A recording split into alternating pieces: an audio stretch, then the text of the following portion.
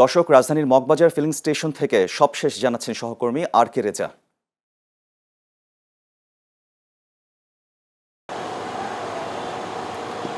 রাফায়েত, আপনি যেমনটি বলছিলেন, মহেশখালীর এলএনজি যে অগ্নিকাণ্ড দুর্ঘটনার পর থেকে সারা বাংলাদেশ কিন্তু তীব্র গ্যাস সংকটের যে হাহাকার তৈরি হয়েছে, সেটা কিন্তু আজকে একেবারেই সংকটে পরিণত হয়েছে। আমি এখন রয়েছি মগবাজারের একটি সিএনজি স্টেশনে। এখানে সকাল থেকেই আমরা তীব্র লাইন দেখতে পাচ্ছি। এই লাইনটি মূলত একেবারে মহাসড়কে যে যানজটের সৃষ্টি হয়েছে।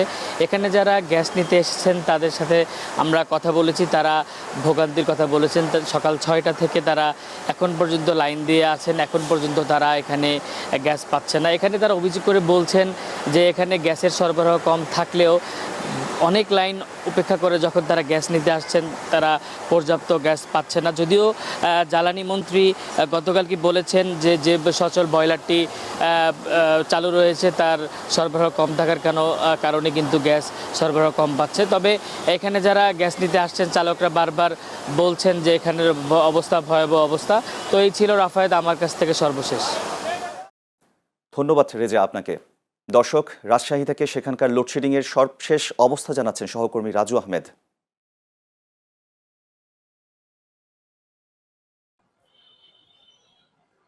জি রাফায়েত, আমি এই মুহূর্তে অবস্থান করছি রাজশাহী যে নেসকো বিদ্যুৎ সরবরাহ প্রতিষ্ঠান আছে সেই প্রতিষ্ঠানের প্রধান কার্যালয়ে।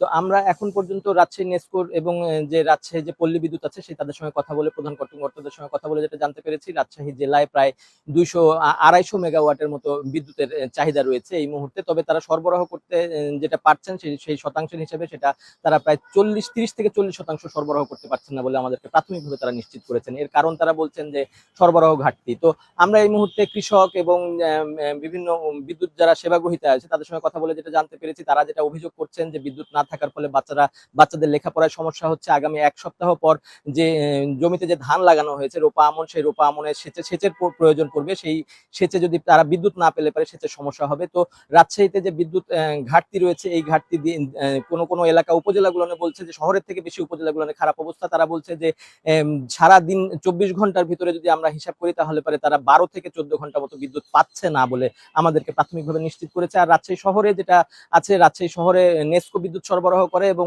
উপজেলাগুলো সরবরাহ করে হচ্ছে পল্লী বিদ্যুৎ সংস্থাগুলো। তো রাজশাহী শহরে নেসকো যেটা অবস্থা এখন দেখা যাচ্ছে 1 ঘন্টা করে বিদ্যুৎ থাকছে, তো পরের ঘন্টাতে বিদ্যুৎ টানছে তারা। তো তারা চেষ্টা করছে, তারা বলছে আমরা চেষ্টা করছি আমাদের কাছে যে পরিমাণ বিদ্যুৎ আসছে সেটাকে আমরা লোডশেডিং এর মাধ্যমে সরবরাহ করে ব্যালেন্স করা সারাদিনে চেষ্টা করছি। তো রাজশাহীতে যে বিদ্যুৎ পরিস্থিতি এই ছিল আমার কাছে সর্বশেষ। ধন্যবাদ রাজু আপনাকে।